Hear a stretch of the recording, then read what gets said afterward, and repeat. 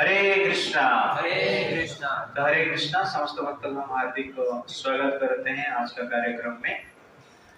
तो आज हम ग्लोरीज ऑफ तुलसी महारानी, तो तुलसी महारानी का जो महानता है उसको हम जानने की प्रयास करेंगे आज का सेशन में। तो तुलसी उपनिषद में नारद मुनि कहते हैं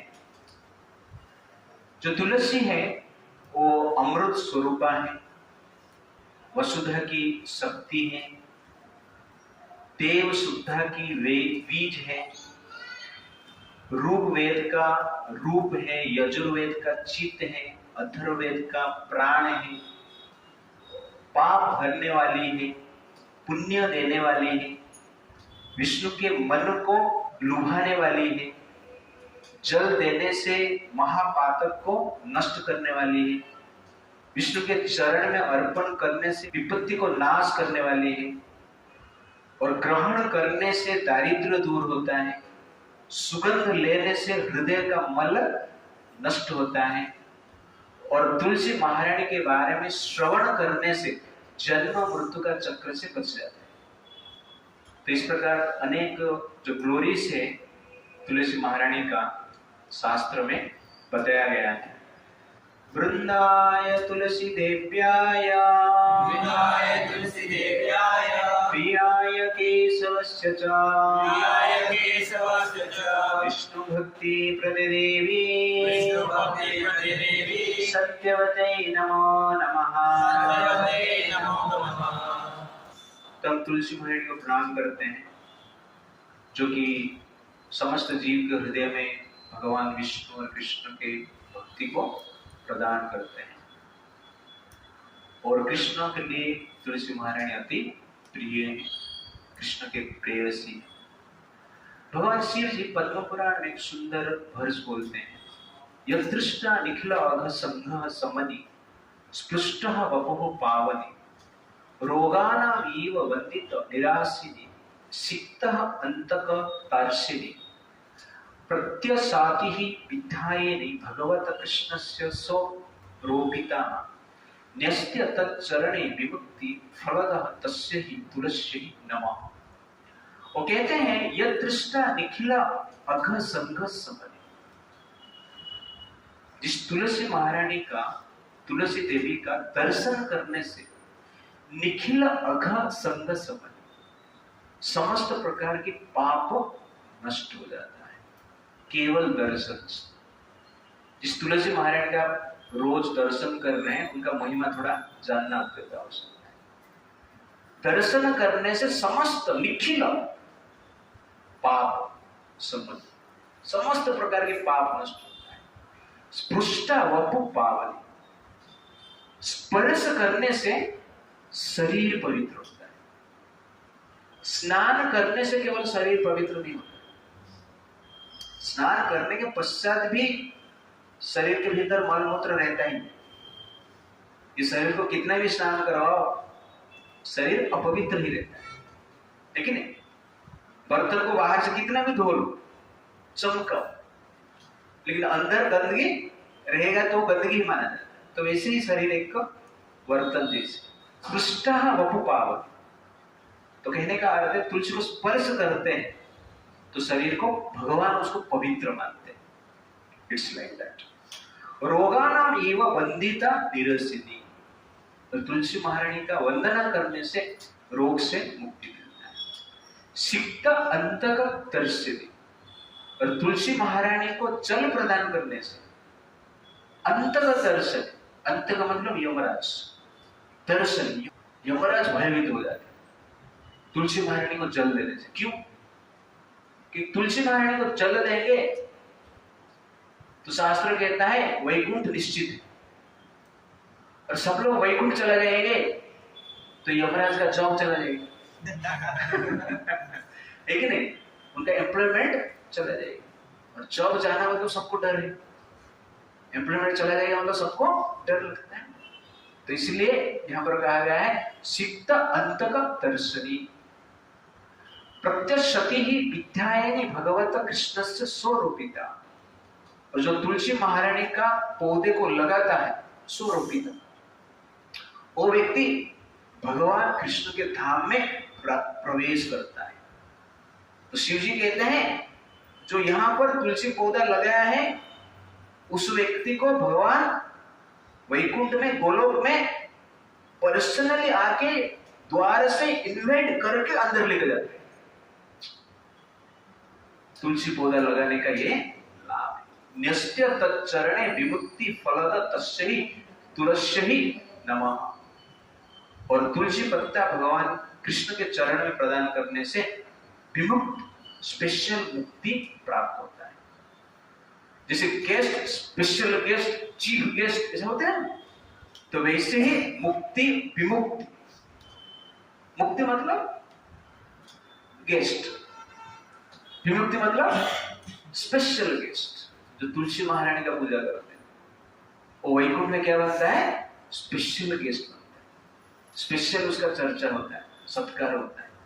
तो ये तुलसी महारानी के महिमा है। शिव जी पार्वती जी को बताते हैं। एंड में और थोड़ा महिमा में बताऊंगा, बट हम देखेंगे तुलसी महारानी संसार में कैसे प्रकट होते हैं। तो भगवान जब इस संसार में कुछ लीला करना चाहते हैं, उस लीला का स्क्रिप्ट राइटिंग गोलोक में होता है और इस संसार में लीला करते हैं। जैसे संसार का लोग ड्रामा करते हैं, तो ड्रामा से पहले क्या लिखते हैं? स्क्रिप्ट लिखते हैं। तो मनुष्य जब वो कुछ नाटक करता है उसको क्या कहते हैं? ड्रामा कहते हैं। और भगवान जब नाटक करते हैं उसको हम क्या कहते हैं? लीला कहते हैं, और कुछ नहीं। ड्रामा और लीला में इतना ही अंतर है। ड्रामा में जो नाटक करता है, ड्रामा करता है, उसको पता रहता है कि मैं कौन। वो भिखारी का रोल करता रहेगा, रोता रहेगा, अल्लाह का नाम पे मुझे कुछ दे दो, ओके ना। फिर वास्तव में क्या रहेगा? धनवान रहेगा। फिर ड्रामा में इस प्रकार की रोल करता है। वो जानता है वो कौन है, उसको ड्रामा कहते हैं। इसलिए कभी कभी बातचीत में हम बोलते हैं ना, ड्रामाबाजी मत करना है, पर जानते हुए एक प्रकार के नाटक करता है। लेकिन लीला में क्या होता है? वो ड्रामा जैसे ही है, लेकिन जो लीला करते हैं भगवान वो भूल जाते हैं कि मैं भगवान पर, उनको याद नहीं रहता है। जब भगवान राम के अवतार में आते हैं, जब मानव का लीला करते हैं, सीता का हरण हो जाता है, भगवान रोते हैं, तो ये लीला है, नाटक नहीं। मतलब क्या है? वो वास्तव में रोते हैं। उनको ऐसा फीलिंग होता है कि सीता जी का हरण हो चुका है, सचमुच हो चुका है। ऐसा रोने का नाटक नहीं कर रहे, ऐसा स्टेज पे रो रहे हैं, बाद में झोपड़ी के भीतर जाके हंस रहे, ऐसा नहीं। वो क्या है? वास्तव में रो रहे, भूल गए कि भगवान है, इस प्रकार। तो लीला मतलब जो पेन होता है वो सचमुच पेन होता है। मान लो यह संसार में ड्रामा हो रहा है और किसके पैर में कांटा घुस गया, ड्रामा में कांटा घुस गया, तो आप क्या बोलोगे? अरे कांटा घुस गया, चिल्लाओगे, हो गया। बाद में थोड़ा लंगड़े जैसे चलो, लेकिन पेन होता है, ड्रामा में नहीं होता। लेकिन भगवान जब जंगल में चलते हैं, कांटा ओरिजिनल घुसता है, ओरिजिनल पेन भी होता है, तो इसको कहते हैं लीला। इसलिए लीला करना आसान नहीं, ड्रामा करना इजी। हम ड्रामाबाजी करते हैं, भगवान क्या करते हैं? लीला करते हैं। यहां पर लोग भूखे रहते हैं, ड्रामा में भिखारी का रोल करते हैं। तो बोलेगा खाया नहीं 10 दिन से, 15 दिन से, पेट में दर्द हो रहा है, मुझे कुछ खाने के लिए दे दो। इसे ड्रामा कर रहे हैं। स्टेज से आने से पहले बटाटा वटा दो खा गया, ओके ना, पेट भरा था। लेकिन लीला में ऐसा नहीं। लीला में जब भूख का लीला होता है, भूख का ड्रामा होता है, वो वास्तव में भूख रहता है। भगवान को भूख लगता है उस समय, ओके ना। रोना धोना सब कुछ रियल है, इसलिए उसको क्या कहा जाता है? लीला कहा जाता है। तो भगवान कृष्ण संसार में लीला करना चाहते हैं, स्क्रिप्ट उधर लिखते हैं। तो कृष्ण जब संसार में आए तो राधा रानी भी बोले कि मैं भी आऊंगा। राधा रानी ने कहा कि गोवर्धन, यमुना, बाकी जो पेड़ है, बाकी जो सखी है, सखा है, सबको लेके जाना है। तो सबको स्क्रिप्ट दिया गया, सबका रोल जनरली रोल डेलीगेट कर दिया गया। अंत में वृंदा देवी बच गई गोलोक में, उनको कोई रोल नहीं मिला। तो वृंदा देवी ने सोचा कि मुझे भी कुछ रोल चाहिए। कृष्ण के पास आए और उन्होंने कहा कि मुझे धरती पे जाना है, आपकी लीला में भाग लेना है। तो भगवान ने कहा सब स्क्रिप्ट खत्म हो गया, सबको अपना अपना रोल मिल चुका है, आपके लिए कुछ कैरेक्टर ऐसा बचा नहीं। तो वृंदा देवी कहती है कि नहीं नहीं, मुझे जाना है, आपके साथ रहना है, मुझे आपका सेवा करना है, कुछ तो रोल दे दीजिए, छोटा रोल भी चलेगा लेकिन रोल मुझे दे दीजिए। तो भगवान कहते हैं ठीक है, एक रोल है, आपके लिए एक रोल बनाते हैं। रोल क्या है? एक पौधे का रोल करना है, तुलसी पौधे का रोल करना है। और उसके साथ साथ ये रोल में आप क्या करेंगे? मेरा जो उधर का लीला का मैनेजमेंट का दायित्व आपको लेना पड़ेगा, इवेंट मैनेजमेंट। कौन सा मैनेजमेंट? सुना ना? इवेंट मैनेजमेंट बड़ा कोर्स है आजकल, लोग करते हैं। किसे साउंड सिस्टम लगाना है, लेकिन लाइट किसे लगाना है, चेयर किसे रखना है, स्टेज किसे बनाना है, तो सब कुछ डिटेल्स। वैसे ही वृंदा देवी भगवान कृष्ण के जो लीला का मैनेजमेंट वृंदावन में करते हैं। राधा कृष्ण के लिए कुंज बनाते हैं, वहां पे लाइट एंड साउंड का व्यवस्था करते हैं, म्यूजिक का व्यवस्था करते हैं, रंगोली का व्यवस्था करते हैं, डेकोरेशन सब कुछ कौन करता है? वृंदा देवी करते हैं, इवेंट मैनेजमेंट करते हैं। तो इस रोल के लिए वृंदा देवी रेडी हो जाते हैं तो धरती पे आने के लिए प्रस्तुत होते हैं। तो इस संसार में जो भी लीला होता है, स्क्रिप्ट तो ऊपर लिखा हुआ रहता है लेकिन रियलिटी संसार में होता है। तो वृंदा जी का जन्म होना चाहिए। तो मथुरा का एक राजा, एक राक्षस था जिसका नाम है कालदेव। क्या था? कालदेव, असुर था। और उनके घर में वृंदा देवी का जन्म हुआ, जिनका नाम क्या हुआ? वृंदा। और वृंदा देवी बचपन से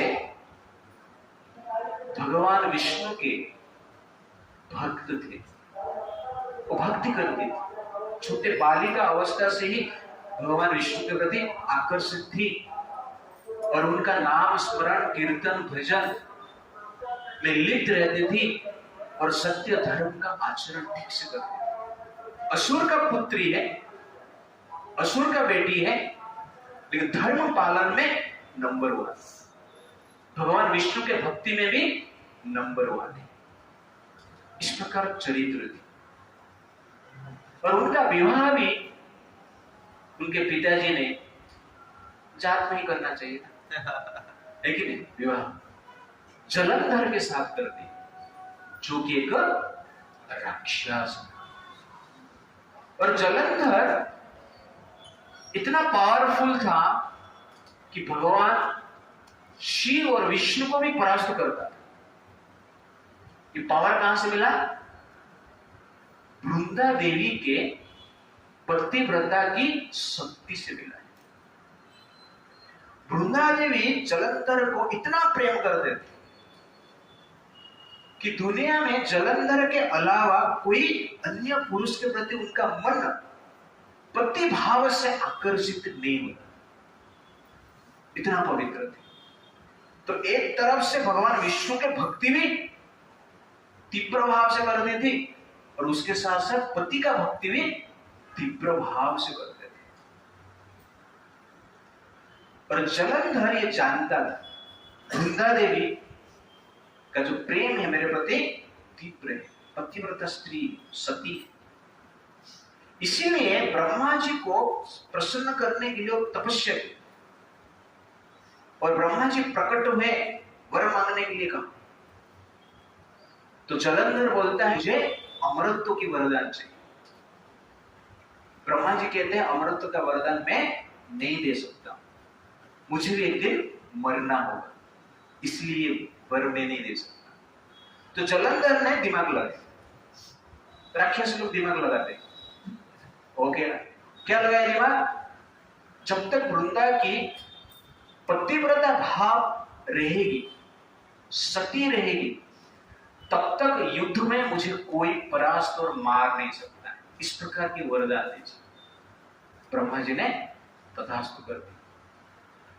उसके बाद जलंधर पूरा संसार में अन्याय अत्याचार करना प्रारंभ किया और देवताओं को भी आक्रमण किया, शिव जी को भी आक्रमण किया। भगवान शिव, विष्णु, इंद्र, चंद्र, वरुण, यमराज सब प्रयास करके जलंधर को मार नहीं पाते थे, परास्त हो जाते थे। क्योंकि जलंधर जब युद्ध करता था उस समय पे वृंदा देवी ध्यान में बैठते थे, जलंधर का ध्यान करते थे और भगवान विष्णु को प्रार्थना करते थे। आपने ही बोला पतिव्रता धर्म को जो पालन करेगी उसका इच्छा हर समय पूर्ति हो, और वरदान भी वहां पर ब्रह्मा जी का मिला है। और इस भाव से वृंदा देवी अपना पति का रक्षा करने के लिए हर पल ध्यान से युद्ध के समय पे भगवान का नाम स्मरण और रक्षा के लिए प्रार्थना करते थे। इसलिए जलंधर का वध नहीं हो पाता था। एक बार नारद मुनि, उससे पहले जलंधर का जन्म कैसे हुआ? तो एक बार इंद्रदेव और बृहस्पति विचार कर रहे हैं, थोड़ा कैलाश में जाके घूम के आते हैं, भगवान शिव जी का दर्शन करते हैं। सब लोग भगवान शिव का दर्शन करना चाहते हैं। तो बृहस्पति इंद्र मिलकर शिव जी का दर्शन करने के लिए कैलाश में आने वाले। ये बात शिव जी को पता चलता है। तो शिव जी इंद्र का भाव को टेस्ट करने के लिए स्वयं द्वारपाल का रूप धारण करते हैं और कैलाश के द्वार के पास खड़े होते हैं, द्वारपाल के रूप। तो इंद्र बृहस्पति के साथ कैलाश में प्रवेश किया, द्वार के पास आया और द्वारपाल उनको रोक दिया। तो इंद्रदेव सोचते मैं स्वर्ग का राजा हूं और ये साधारण द्वारपाल मुझे कैलाश में एंट्री नहीं दे पाए। तो गुस्सा हो जाते हैं, अपना वज्र को स्मरण करते हैं द्वारपाल को मारने के लिए। तब शिव जी अपना स्वरूप में आ ही जाते हैं और क्रोधित होकर तीसरा आंख ओपन करते हैं और उनके आंख से एक अग्नि शिखा निकलता है जो कि इंद्र को वज्र के साथ ही भस्म करने वाला था। बृहस्पति जी थे, तो इससे ये नादान है, छोड़ दीजिए। स्वर्ग का राजा है इसलिए अहंकार उसके पास अधिक है, इसलिए उसको छोड़ दीजिए। और शिव जी आशुतोष, इंद्रदेव शिव जी के चरण में गिर जाता है, क्षमा प्रार्थना करता है, तो शिव जी संतुष्ट हो जाते हैं। तो शिव जी का ये प्रकृति कि अति शीघ्र गुस्सा हो जाएंगे और अति शीघ्र शांत भी हो जाएंगे। शिव जी ने कहा ठीक है मैं तो शांत हो गया, लेकिन ये जो अग्नि शिखा है ये निश्चित रूप से किसको तो भस्म करेगा, तो क्या करो? तो बृहस्पति जी कहते हैं इसको सागर में डाल दीजिए, सागर की ओर भेज दीजिए। तो अग्नि शिखा जाके समुद्र में गिरता है, तो समुद्र को स्पर्श करता है उससे एक बालक उत्पन्न होता है। उस बालक का नाम क्या है? जलंधर। क्यों? जल से उत्पन्न हुआ है, इसलिए जलंधर। और इस प्रकार कहा जाता है शिव की शक्ति, शिव ज्वर बोलते हैं, शिव ज्वर से उत्पन्न हुआ, इसलिए उनका नाम क्या हुआ? जलंधर हुआ। इस प्रकार जलंधर का प्रकट होता है और उसके बाद तपस्या करके ब्रह्मा जी को संतुष्ट करके वर प्राप्त करता है कि मुझे संसार में कोई भी शक्ति मार नहीं सकता है जब तक वृंदा का सती का भाव है, पतिव्रता की भाव को कोई नष्ट नहीं करता है। जब तक पतिव्रता भाव है तब तक मैं जीवित रहूंगा, इसीलिए कभी भी वो परास्त नहीं होता। तो एक दिन नारद मुनि जलंधर के पास आते हैं। तो नारद मुनि को सबसे मजा आता है जब कहां पर थोड़ा कलह होता है, फाइटिंग होता है। उनको लव स्टोरी ज्यादा पसंद है उनको क्या पसंद है? फाइटिंग्स, फिल्म मतलब मारकाट होना चाहिए, तो उनको मजा आता है। इसलिए ज्यादा लव स्टोरी में वो घुसते नहीं, मारकाट में ही घुसते। तो उन्होंने विचार किया बड़ा कुछ मारकाट होना चाहिए, बड़ा कुछ होना चाहिए जिसमें और मजा आएगा। ये जलंधर युद्ध करता है, देवता लोग परास्त हो जाते हैं, बार बार परास्त हो, कुछ मजा नहीं आ रहा, कुछ तो अलग करना चाहिए। तो जलंधर के पास नारद मुनि आते और कहते हैं कि अरे संसार में वृंदा से भी अधिक सुंदर स्त्री न कहां पर है, न कैलाश में रहती है। कौन है? न शिव जी के पत्नी है पार्वती देवी, उनको किडनैप कर ले। इतना पावर है तुम्हारे पास, बार बार शिव जी के पास युद्ध करके फायदा क्या हो रहा है तुम्हारा? कुछ लाभ नहीं। उनका मिसाइल खत्म, तुम्हारा मिसाइल खत्म, लेकिन लाभ कुछ नहीं हो रहा है। आपको क्या करना है? पार्वती जी का किडनैप कर लेना। और वृंदा देवी से बहुत सुंदर है। जलंधर ये सुन के राक्षस हो गए, इन लोगों को इस चीज में मजा आता है। हाँ, अच्छा लगे। तो जलंधर अपना सैनिक के साथ कैलाश के ऊपर अटैक करता है पार्वती जी को किडनैप करने के। शिव जी के साथ उनका युद्ध होता है। तो युद्ध चलता रहता है, मन में ध्यान किसका है? पार्वती के प्रति। बीच में युद्ध से वो निकल जाता है, शिव जी का रूप धारण करके पार्वती जी के पास आता है। और पार्वती जब जलंधर को देखती है क्रोधित हो जाते हैं, क्योंकि पार्वती देवी उनको सब कुछ पता रहता है, जगत माता है, सबके हृदय में क्या चल रहा है सब कुछ पता रहता है, उनको कोई चीटिंग नहीं कर सकता है। इसलिए क्रोधित होकर जलंधर को मारने के लिए जाते हैं। तो जलंधर वहां से भाग जाता है। बाद में पार्वती जी को ये चीज अच्छी नहीं लगी, वो भगवान विष्णु को स्मरण करते हैं और कहते हैं कि जलंधर का वध तो करना ही होगा।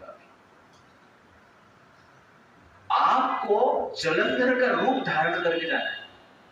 ये आइडिया मुझे मिला यहां से, क्योंकि जलंधर शिव जी का रूप धारण करके मेरे पास आया था। आपको जलंधर का रूप धारण करके वृंदा के पास जाना है और उसकी जो पतिव्रता भाव है, सती भाव है, उसको नष्ट करना है। विष्णु बोले कि श्राप दे देगी, बाकी देवता को किसको भेज दीजिए। बाकी देवता ये काम नहीं कर पाए। बाकी देवता के भीतर भय है कि वृंदा देवी को पता चल जाएगी तो हमारा हालत खराब हो जाएगी, इसलिए भय से कोई रेडी नहीं हो रहा है। शिव जी भी रेडी नहीं होते। आप ही ये कार्य कर सकते हैं। और आपने प्रतिज्ञा लिया है धर्म का रक्षा करना। ये जलंधर तो अधर्म कर रहा है, पाप कर रहा है, अपने अत्याचार कर रहा है, देवता भी त्रस्त है इससे। तो भगवान विष्णु बोलते और एक प्रॉब्लम है। तो क्या है? ना लक्ष्मी जी को मैंने प्रॉमिस किया है कि जलंधर का वध मुझे नहीं करना है। क्यों किया प्रॉमिस? नहीं, जलंधर सागर से प्रकट हुआ, और लक्ष्मी जी भी सागर से प्रकट हुई, इसलिए भाई बहन। और लक्ष्मी जी मुझे बोले कि मेरा भाई का वध मत कर, ये भी प्रॉमिस, इसलिए संभव नहीं। ये सब बातचीत चल रहा था, बाकी देवता भी आए, रोने लगे जोर जोर से।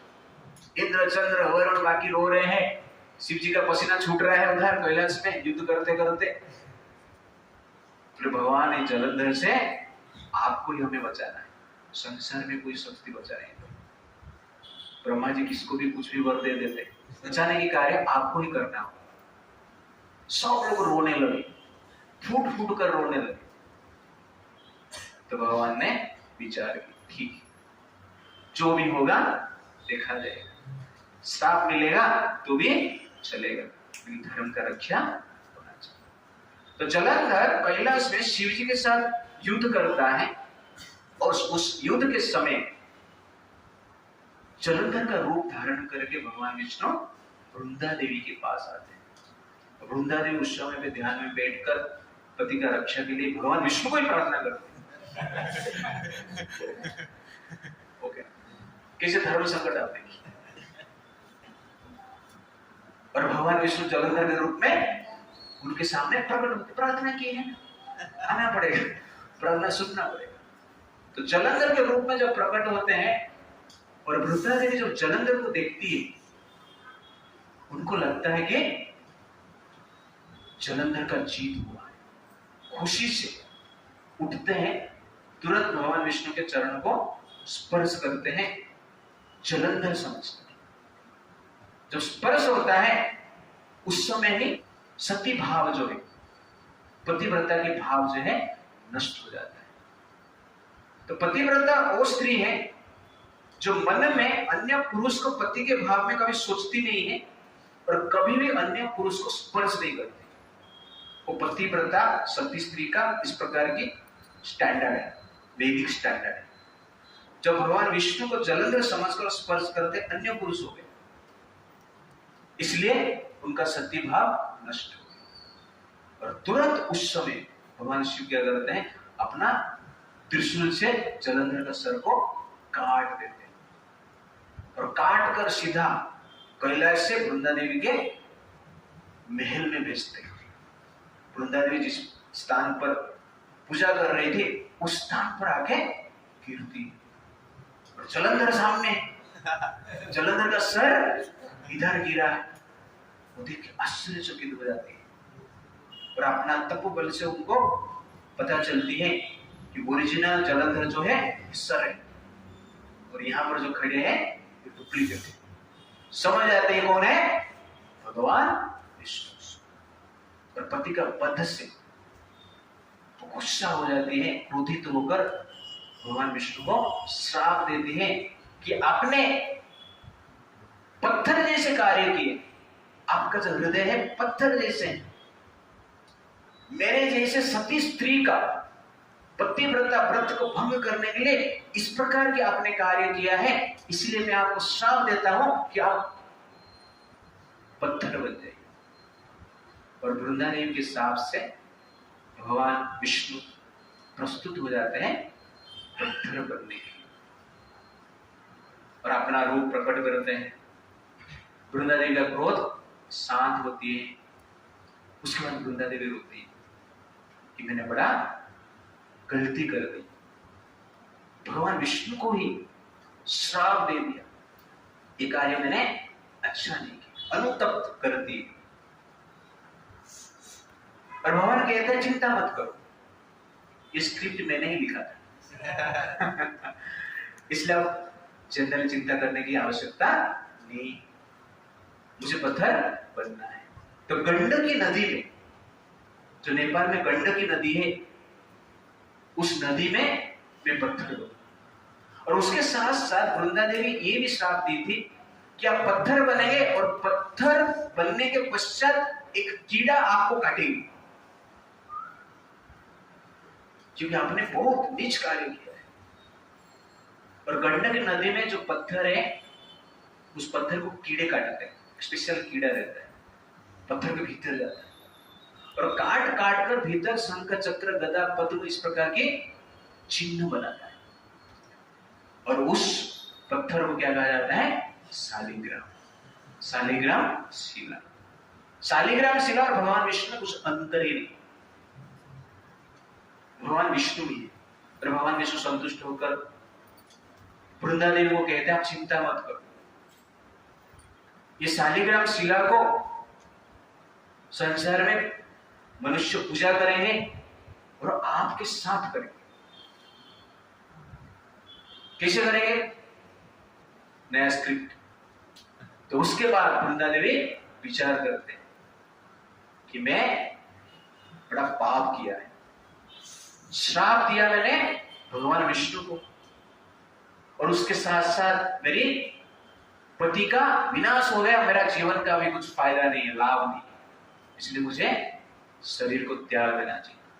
और वृंदा देवी अपना योग बल से ही अग्नि उत्पन्न करती है, ऐसा नहीं कि मैं स्टिक लगा दे तो योग बल से अग्नि उत्पन्न करती है और उनके पति का सर को गोद में धारण करके उस अग्नि में प्रवेश करती है और शरीर को त्याग कर देती है। अग्नि के द्वारा भस्म हो जाते हैं और उस भस्म से एक पौधा उत्पन्न होती है, जिस पौधा का नाम क्या है? तुलसी। तो भगवान इस समय के लिए वेट कर रहे हैं कि तुलसी पौधा कहां से उत्पन्न हो। इस पौधे को उत्पन्न करने के लिए स्पेशल मिट्टी चाहिए, वो मिट्टी का निर्माण होना चाहिए, इसलिए सब पास्ट टाइम हुआ है स्क्रिप्ट। वृंदा के शरीर, पतिव्रता स्त्री का शरीर जब राग बनती उससे पेड़ उत्पन्न होती, उसको क्या कहते हैं? तुलसी कहते हैं। और ये तुलसी जो है समस्त स्थावर में जितने भी पेड़ है सर्वश्रेष्ठ माना जाता है। तो शिव जी कहते हैं, मेरे विचार को बोलिए, त्रिलोकेषु च पुष्परंगा पत्राणाम देव पूजने प्रधान रूप तुलसी भविष्यति वरानने। तो 3 लोक में जितने भी पौधे हैं, पेड़ हैं, सबसे श्रेष्ठ क्या है? तुलसी। तुलसी का पत्ता और तुलसी का फूल है, और जिसके द्वारा इस संसार में भगवान विष्णु का पूजा किया जाएगा। तो भगवान विष्णु वरदान देते हैं वृंदा देवी को, तुलसी को, कि आपके पत्र से, पुष्प से इस शालिग्राम का पूजा, और आपका अर्पण के बिना, तुलसी पत्ते का अर्पण के बिना कोई भी मुझे भोग देगा, भोग लगाएगा, तो मैं उसका ग्रहण नहीं करूंगा। और आपका पौधा, तुलसी पौधा जिस घर पे है वो वृंदावन के समान है, इस प्रकार वो कहते हैं। उसके बाद वो कहते हैं कि राधा रानी के बाद संसार में मुझे कोई अधिक प्रिय है, वो कौन है? तुलसी महारानी। इस प्रकार के वरदान देते हैं। हरिभक्ति विलास में इस प्रकार सनातन गोस्वामी कहते हैं, मेरे विचार को बोलिए, तुलसी दल मात्रेण जलस्य चुलुकेन च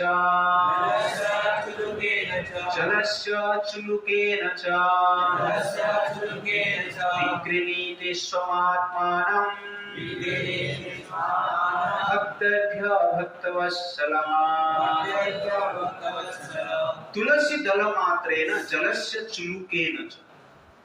तुलसी पत्ते के साथ थोड़ा सा भी जल, चुलुकेन मतलब थोड़ा सा जल लेकर भगवान कृष्ण का पूजा किया जाता है। तो भगवान क्या सोचते हैं, क्या करते हैं? विक्रीणीते स्वम आत्मना। विक्रीणीते, स्वयं को बेच देते हैं। किसको? भक्तेभ्य, उस भक्त को, भक्तवत्सल। तो भक्तवत्सल भगवान अपना भक्त को, जो कि तुलसी पत्ता के साथ थोड़ा जल अर्पण करके पूजा करते हैं, तो उनको अपने आप को बेच देते हैं। ये है तुलसी महारानी का स्पेशलिटी। ऐसा क्यों किया? ऐसा कहां से स्पेशलिटी आया है? तो पहला लेसन आज का स्टोरी से, bhakti means service to Krishna with dedication. Bhakti का अर्थ है भगवान का सेवा करना है पूर्ण समर्पण भाव से। तो तुलसी महारानी का जीवन आप देखेंगे कि बचपन से किसका सेवा करती थी वो? विष्णु का सेवा करते थे, कृष्ण का सेवा करते थे। कृष्ण के प्रति जितना अटैच्ड है पति के प्रति भी उतना अटैच्ड। पति व्रता भी थी और कृष्ण व्रता भी थी। विष्णु व्रता और पति व्रता दोनों एक साथ चलते। लेकिन भगवान विष्णु जब वो जलंधर का वध कर दिए, क्रोधित होकर तो श्राप दी, फिर बाद में तुलसी देवी अनुताप कर दी और भगवान का भक्ति छोड़ती नहीं। ये तुलसी देवी के महानता है। मान लो आपका पति को या पत्नी कोई मर्डर कर दिया, उस व्यक्ति का भक्ति आप करेंगे?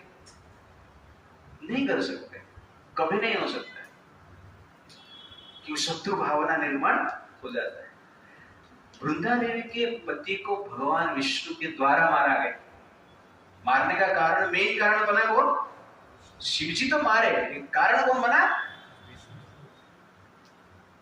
भगवान विष्णु बने। शिव जी धनुष धारण की, बाण कौन चलाया? बाण किसका है? बाण कौन है? विष्णु। कारण हुई। फिर भी तुलसी देवी क्या करते हैं? भक्ति छोड़ते नहीं, विष्णु को गाली नहीं देते। आप ऐसा कैसे कर सकते हो? इस प्रकार वो विचार नहीं करते। ये जनरल इनका डेडिकेशन है, समर्पण है। तो वैसे ही प्रहलाद महाराज ने अपना पिताजी को बद्ध हो गया, फिर भी भक्ति नहीं छोड़ी। वैसे ही देवकी ने संतान को त्याग दी, फिर कृष्ण के प्रति भक्ति को त्याग दी। कुंती महारानी कर्ण को त्याग दी, लेकिन कृष्ण के प्रति भक्ति नहीं त्यागी। द्रौपदी देवी 5 पुत्र का देहांत को सहन की, लेकिन कृष्ण के प्रति भक्ति को नहीं त्यागी। सुभद्रा देवी अभिमन्यु का वध को सहन की, लेकिन कृष्ण के प्रति जो आसक्ति है उसको त्याग नहीं की। ये जनरली क्या है? डेडिकेशन। और इस भाव से हम करते हैं, भक्ति करते हैं, उस व्यक्ति को गोलोक में स्थान मिलता है। इसलिए तुलसी देवी से ये हमें सीखना है। Therefore, devotion means dedication, and dedication means devotion. Devotion means dedication, and dedication means devotion. भक्ति मतलब समर्पण, और समर्पण मतलब सम अर्पण, समस्त अर्पण, सब कुछ त्याग दिया। उसको क्या कहते हैं? समर्पण कहते हैं। कुछ भाव नहीं, कुछ ईगो नहीं, कुछ अहंकार नहीं। इसलिए तुलसी देवी अति प्रिय है। अपना पति का जो मर्डर किया है उनके प्रति भी सर्वश्रेष्ठ आसक्ति, भक्ति। That is exactly Tulsi Devi. Second lesson, chastity of women is the protection of society. तो यहां पर आप देखेंगे पतिव्रता स्त्री, तुलसी देवी का पतिव्रता की भाव, तो स्त्री का चैस्टिटी और पुरुष का प्योरिटी जब मिलता है तो देव तुल्य संतान उत्पन्न होता है। स्त्री का चैस्टिटी नष्ट हो गया, पुरुष का प्योरिटी नष्ट हो गया, केवल आतंकवादी ही पैदा, और कुछ नहीं। जनरली हम विवाह करते हैं किसके लिए? अच्छा संतान के लिए, क्योंकि वो संतान ही आपका भविष्य का सुख और दुख का कारण बनता है। और संतान आतंकवादी हो गए, आपने पीएचडी किया, आपने साइंटिस्ट बन गए, आपके पास करोड़ों रुपया है, बैंक बैलेंस है, गाड़ी है, बंगलो है, BMW कार है, सब कुछ है, एवरीथिंग इज देयर, बट एक ही प्रॉब्लम, ये बेटा आतंकवादी। मजा आएगा? नहीं इसलिए इसको ऊपर भी ध्यान देना चाहिए। सोसाइटी को, समाज को, स्त्री का चैस्टिटी, पुरुष का प्योरिटी मिलते तो अच्छा संतान बनता है। जैसे प्योर वाटर और प्योर इंग्रेडिएंट दोनों मिलेंगे तो पुलाव अच्छा बने, ठीक है नहीं? इंग्रेडिएंट में कीड़ा लग गया और पानी गटर से लिया है पुलाव बनेगा? अच्छा बनेगा? नहीं बनेगा। दोनों अच्छे चाहिए, प्योर चाहिए, पानी भी प्योर, इंग्रेडिएंट भी प्योर, तो पुलाव में मजा ही मजा। आज सांबर राइस हमारे पास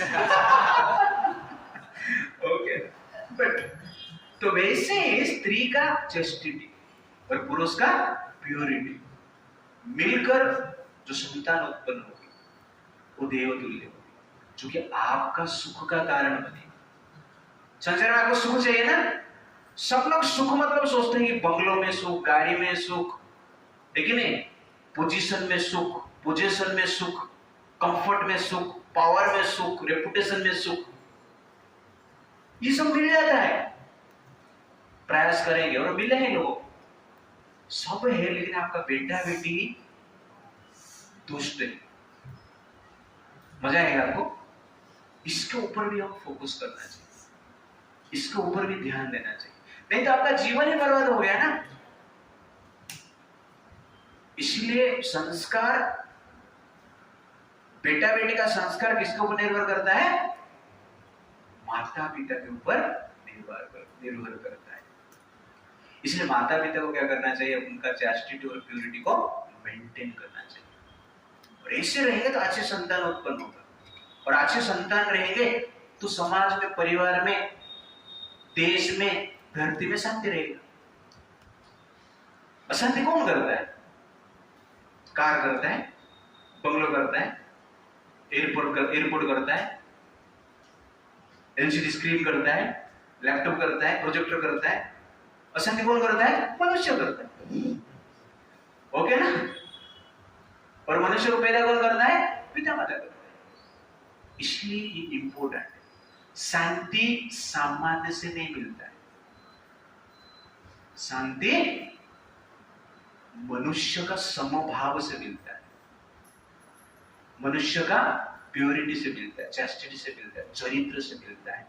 इसलिए चरित्र निर्माण अत्यंत आवश्यक है।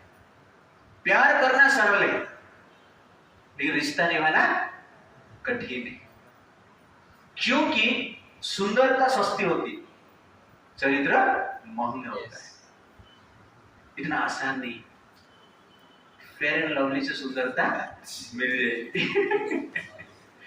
लेकिन चरित्र फेयर एंड लवली से मिलेगी नहीं। इसलिए प्यार करना सरल है, रिश्ता निभाना कठिन है। सुंदरता सस्ती होती है, किंतु चरित्र महंगा होता है। ये हमें जानना अत्यंत आवश्यक। Our character is transferred to our children. We are not begetting children, we are begetting character. हमें संतान उत्पन्न नहीं करते हैं, हम क्या उत्पन्न करते हैं? चरित्र उत्पन्न करते हैं। रोहित जी, आपका कितना बेटा बेटा है? ठीक है ना? ओके हमारा पुराना फ्रेंड है रोहित, तो बीच बीच में थोड़ा दर्शन देते हैं, तो आ जाए। तो we are not begetting children, we are begetting character. Character of parents become the character of society. Therefore, character of society is in the hand of parents. इसलिए महत्वपूर्ण है प्योरिटी और चैस्टिटी को मेंटेन करना। तुलसी महारानी से हम सीख रहे हैं। और क्या है? Lesson 3, marriage is for protection and leverage. विवाह क्यों करना है? प्रोटेक्शन के लिए। संसार में व्यभिचार को रोकने के लिए मैरिज की व्यवस्था है, विवाह की व्यवस्था है। इमेजिन विवाह का व्यवस्था ही नहीं, विवाह को हटा दो। बहुत सारे लोग कहते हैं आजकल ये विवाह का जरूरत नहीं है, पहले उसो था बोल रहा था, तो आजकल बहुत लोग ऐसा बोल रहे हैं विवाह की जरूरत नहीं है। मिटा दो इसको। ये विवाह ही सब मूल प्रॉब्लम का मूल कारण है। विवाह नहीं होगा डिवोर्स नहीं होगा, विवाह नहीं होगा तो पति पत्नी के बीच में झगड़ा नहीं होगा, मर्डर नहीं होगा। ये विवाह है इसलिए लोग बोलते हैं अफेयर हो गए, विवाह है इसलिए लोग बोल रहे व्यभिचार हो रही है। विवाह व्यवस्था ही नहीं रहेगा तो व्यभिचार किधर, अफेयर किधर है? क्योंकि सब लोग कुत्ते बिल्ली बन जाएंगे। तो कहने का अर्थ है तो विवाह एक साधारण चीज नहीं है। विवाह हमारा व्यभिचार को रोकता है, इसलिए इंपोर्टेंट चीज है। एक संस्कार, इसको कहा जाता है विवाह संस्कार। तो विवाह को हम निकाल देंगे तो free mixing, affairs, girlfriend boyfriend का लफड़ा सब चालू हो जाएगा। ये अच्छा है। तो एक कोचिंग सेंटर में मैं पूछा ये क्वेश्चन, उसमें 60 स्टूडेंट थे, उसमें से 40 लड़कियां थी, लड़के 20 थे। सबको मैंने पूछा कि ये जो गर्लफ्रेंड बॉयफ्रेंड का लफड़ा है ये सही है या गलत है? सब लोग जनरली 6 स्टैंडर्ड से 10 11 तक सब लोग ने हाथ उठाए, बोले गलत है। जानते हैं सब लोग भारत में, लेकिन अमेरिका में जाके ये क्वेश्चन मुझे पूछना है और मैं पूछ लेगा तो मुझे मार देंगे। You understand the point? क्योंकि उनका कल्चर अलग है। अभी भी ये सेंस भारत में है, लेकिन हम कल्चर को मेंटेन नहीं करेंगे ना, कितने साल के बाद ये सेंस ही चला जाएगा। और ये सेंस चलाने के बाद सब लोग क्या बन जाएंगे? नॉनसेंस बन जाएंगे। और जब लोग नॉनसेंस बन जाएंगे, आप जब ये सेंस के बारे में पूछेंगे तो आपको सेंसलेस कर देंगे। ये सिचुएशन आएगा भारत। इसलिए हमें ये सीखना चाहिए, protection, marriage is a protection. Second क्या है? लिबरेशन। मैरिज से मुक्ति मिलता है, क्योंकि जो संतान उत्पन्न होते हैं ना, वो भक्त बनेगी या बनेगा तो अपने पिता माता को क्या करते हो? उद्धार करते हैं। इसलिए संतान को संस्कार देना आवश्यकता है। इसलिए संतान को क्या कहा जाता है? बच्चा कहा जाता है, क्योंकि वो बचाता है। आज तक तुमको पता नहीं क्यों बच्चा कहा जाता है, आज पता चला, लेकिन नहीं, क्यों बच्चा कहा जाता है?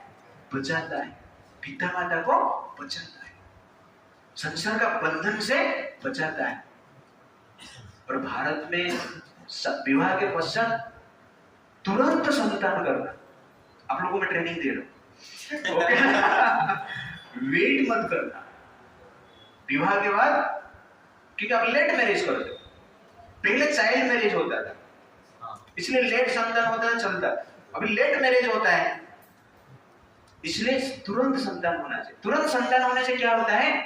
पिता माता का अटेंशन बच्चे के प्रति रहता है। जब पिता माता का अटेंशन बच्चे के प्रति रहता है, इधर उधर अटेंशन भटकता है, अफेयर से बच जाते हैं, व्यभिचार से बच जाते हैं। इसीलिए एक साइंस है, विवाह करने के पश्चात तुरंत संतान, और संतान होने के बाद आपके मन में गलत धारणाएं आता है तो भी बच्चे को देख के सब ठीक हो जाता है।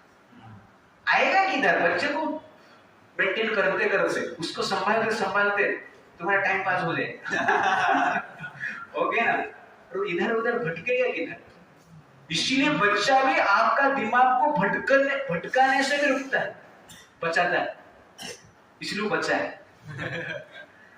दिमाग इधर उधर भटक जाता है ना, फिर भी बच्चा बचाता है। छोटा बच्चा है भी बचाता है पिता माता, और आजकल इसको कोई फॉलो नहीं करता है, इसलिए क्या होता है? प्रॉब्लम होता है। इसलिए मैरिज प्रोटेक्शन है, वैदिक कल्चर इंपोर्टेंट है। कि नया लड़का भी शादी किया हमारा, IIT से पास आउट, तो शादी के बाद प्रॉब्लम हुआ तो मुझे मिला हो और बता रहा था उसका हिस्ट्री। तो बताते हुए बोल रहा था कि नेगोशिएशन के बाद मुझे ससुराल वाले, मतलब लड़की वाले, बोले कि लड़की को क्या करना है? मोबाइल दो, क्योंकि आजकल नेगोशिएशन के बाद जो हस्बैंड वाइफ बनने वाले हैं बातचीत करते हैं, पहले ऐसा नहीं था।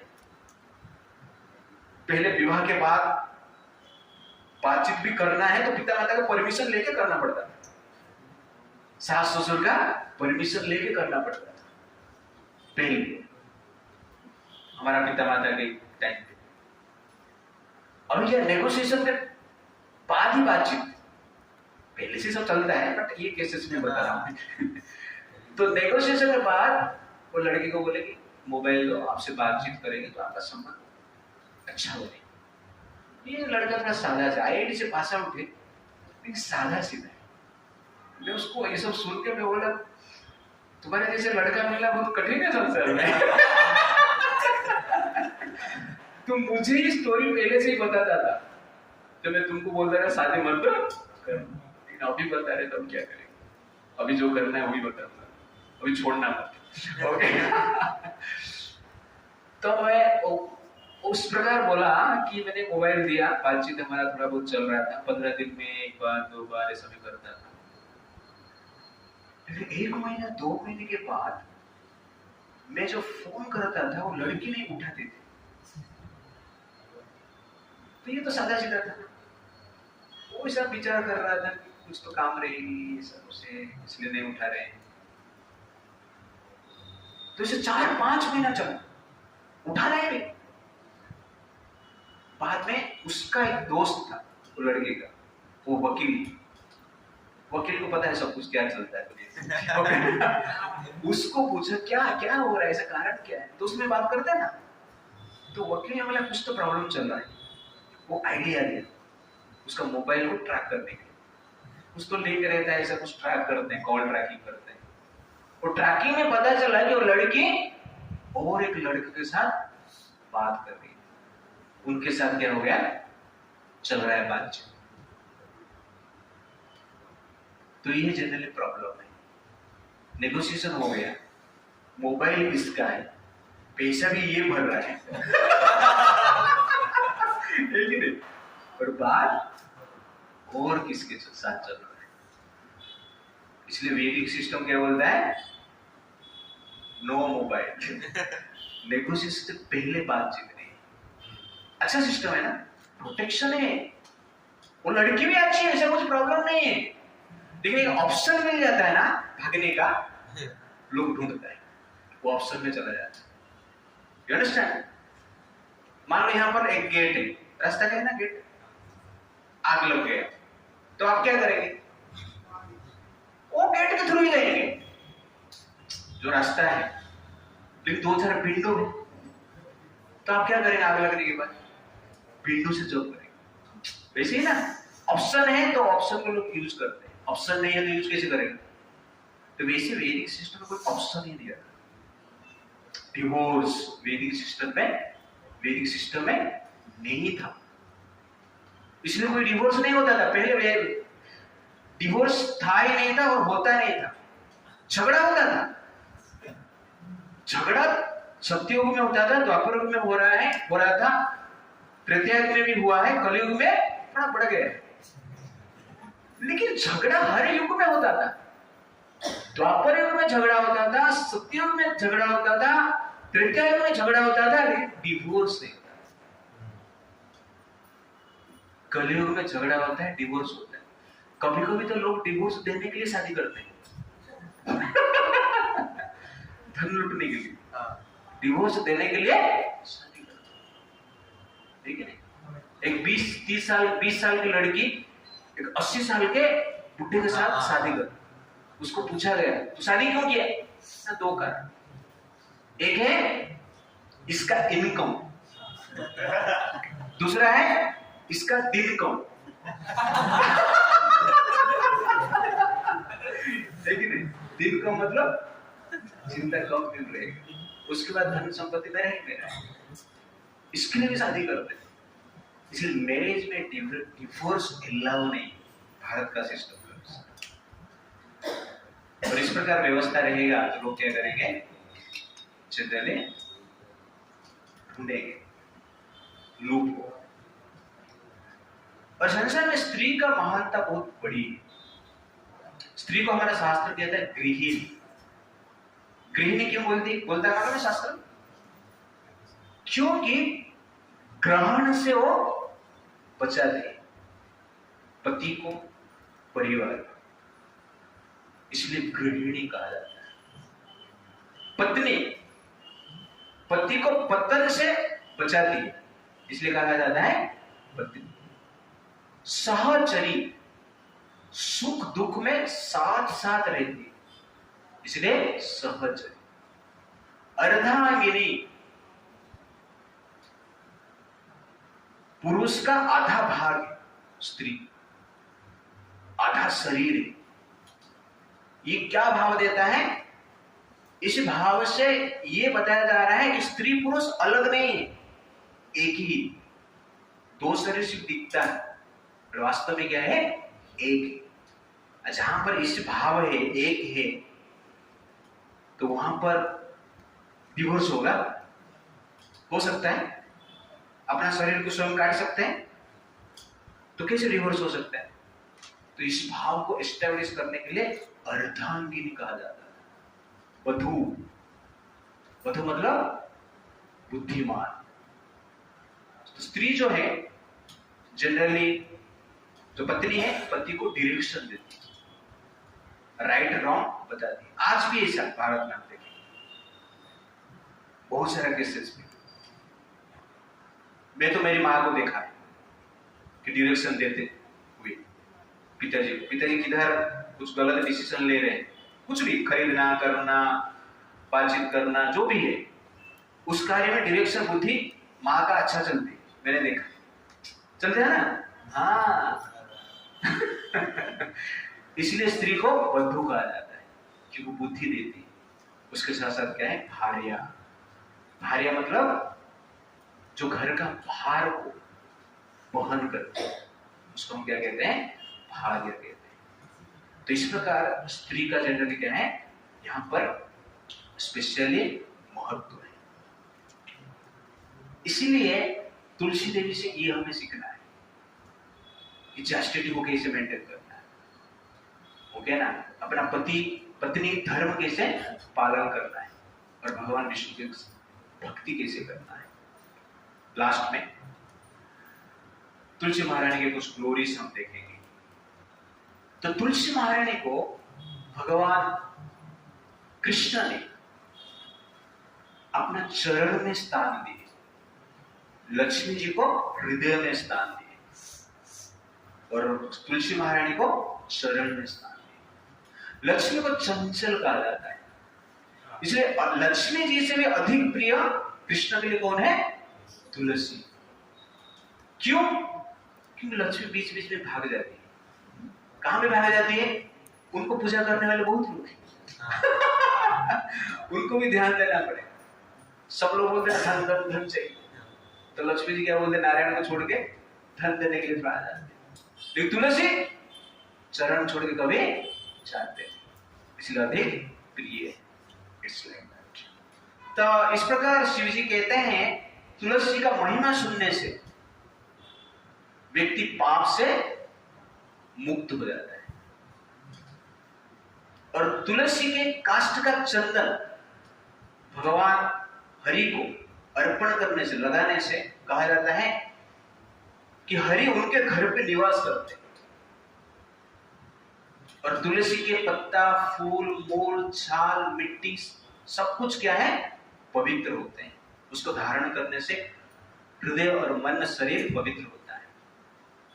10 करोड़ मिट्टी का दीप दान करने से, कार्तिक महीने से दीप दान किया ना, 10 करोड़ मिट्टी का दीप दान करने से जितना लाभ होता है, उतना लाभ तुलसी काष्ठ का दीप दान करने से होता है। एक तुलसी काष्ठ का, तुलसी काष्ठ में लकड़ी रहता है, उसमें कापूस लगा के, घी लगा के घुमा देंगे, एक घुमा देंगे तो कितना हो गया? 10 करोड़ दीपदान। प्रभु जी पहले नहीं बताया। कार्तिक मास आने के बाद नहीं कर सकते। कार्तिक मास में ही करना जरूरी नहीं। कार्तिक मास में तो 100 करोड़ हो जाएगा फिर। ओके, तो डेली कर सकते हैं।